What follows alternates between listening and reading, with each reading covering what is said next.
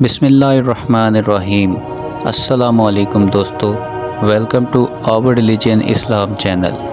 یہ تین حسد، کینہ اور غضب ناک اگر کسی کو سزا دیتے ہیں تو اس سے پہلے وہ اپنی جان کو رنج و بلا میں ڈالتے ہیں۔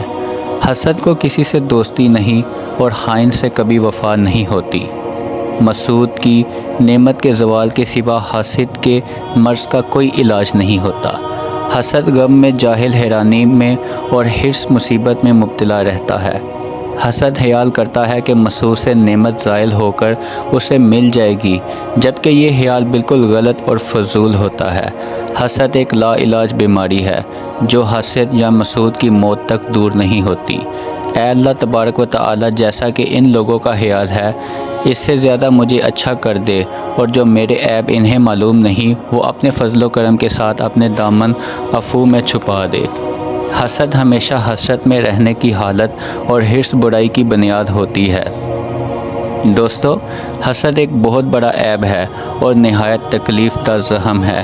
جب تک کہ مسعود کو وہ تکلیف نہ آئے جس کو حسد چاہتا ہے، اسے کبھی چین و آرام نہیں حاصل ہو سکتا۔ حسد تقدیر اللہ پر ناراض ہوتا ہے اور لغو باتیں گمراہی میں ڈالتی ہیں۔ حسد آدمی لوگوں کی برائی پر خوش اور ان کی خوشی سے غمگین ہوتا ہے۔ حسد کی عادت ہے کہ باتوں میں دوستی اور محبت ظاہر کرتا ہے اور معاملات میں دشمنی مخفی رکھتا ہے۔ حسد کو کبھی شفا نہیں، خائن سے کبھی وفا نہیں اور بخیل سے کبھی مرمت نہیں ہوتی۔ حسد کو گو بظاہر تندرست نظر آتا ہے لیکن وہ ہمیشہ بیمار رہتا ہے۔ حسد کرنے والا کبھی تندرست نہیں ہوتا، یہ اندر ہی اندر سے ایک دوسرے سے جل بڑھ کر اندر ہی اندر سے ٹوٹ جاتا ہے اور کبھی وہ کامیاب نہیں ہو سکتا۔ لیکن حسد انسان کو، جیسے کہ کہتے ہیں، اگر کوئی حسد کرتا ہے، اگر نظر لگ جائے نا تو اونٹ کو بھی ہانڈی تک لے آتی ہے۔ یہ ایسی بیماری ہے حسد۔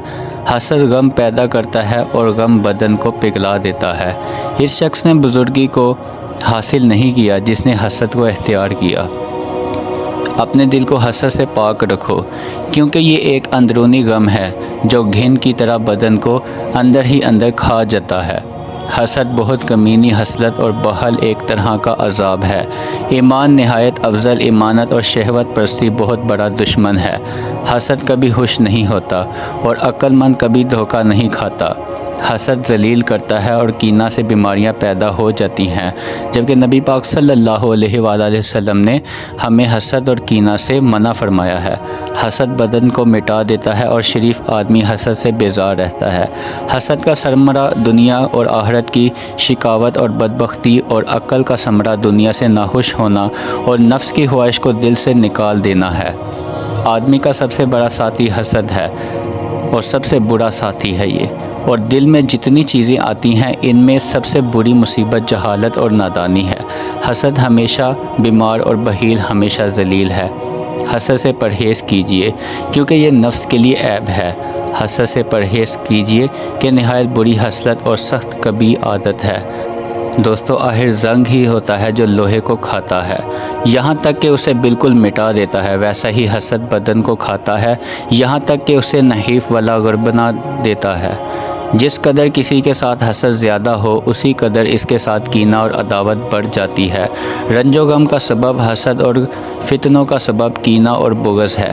حسد ہمیشہ نہایت بے چین رہتا ہے۔ کم بخت حسد مسعود کی موت یا زوال نعمت کے بغیر اس سے خوش نہیں رہتا۔ بدن کے ہمیشہ بیمار رہنے سے بڑھ کر کوئی بڑی مصیبت نہیں، اور حسد سے بڑھ کر کوئی بلا زیادہ سخت نہیں ہوتی۔ تیرے حسد کی طرف سے تجھے یہ بات خوش کرتی ہے کہ وہ تیری ناخوشی خوش ہوتی ہے۔ تیری ناخوشی سے خوش ہوتا ہے جو شخص، وہی سب سے بڑا حسد ہے۔ حسد کی حالت پر سخت افسوس ہوتا ہے کہ وہ ہمیشہ رنج میں رہتا ہے۔ حسد کا بھلا نہ ہو کہ یہ ایسی لا علاج بیماری ہے کہ ہلاک کیے بغیر نہیں چھوڑتی ہے کسی کو بھی۔ ہر ایک بلند مرتبہ شخص پر لوگ حسد کیا کرتے ہیں۔ حسد کو راحت و آرام نہیں ہوتی اور کینہ ور کی درستی کا قیام نہیں ہوتا۔ اگر تم بہت بڑی بلندی پر پہنچ گئے ہو تو اس کو کسی کے سامنے زیادہ ظاہر مت کرو۔ اگر لوگوں کے سامنے خود ظاہر ہوتا ہے تو وہ ہونے دیں۔ یہ قدرتی عمل ہے، لیکن اگر تم خود لوگوں کے سامنے اس کو ظاہر کرو گے تو لوگ حسد کر کر کے تمہیں برباد کر دیں گے۔ مجھے تعجب ہے کہ حسد لوگوں کے بدن کی سلامتی سے کیوں کر غافل ہے۔ حسد کے برابر کوئی بیماری نہیں ہوتی اور سیادت کے برابر کوئی شرافت اور بزرگواری نہیں ہوتی۔ غصے اور غلبے کے وقت بردباروں کے حلم کا امتحان کیا جاتا ہے، اور اپنے نفس پر اثار کرنے کے وقت شریفوں کا جوہر کھلتا اور ظہور پاتا ہے۔ وہ شخص حلیم اور برباد نہیں ہے کہ جب عاجز ہو تو کچھ نہ کہے اور جب قدرت پائے تو انتقام لینے میں اپنے ہاتھ دکھلائے، بلکہ حلیم و بردبار وہ شخص ہے کہ جب اسے قدرت اور طاقت ہو تو لوگوں کی غلطیوں سے درگزر کرے اور اس کے ہر ایک کام میں حلم اور بردباری اس پر غالب رہے۔ اچھی ہنسی مسکرانا اور اچھی بردباری تکلف سے حلم اختیار کرنا ہے۔ غصے کے وقت حلم اور بردباری کی قوت بدلہ لینے کی قوت سے زیادہ بہتر اور افضل ہے۔ حلم اور بردباری سنجیدگی وقار کے لیے کافی اور کم عقلی عیب وار کے واسطے وافی ہے۔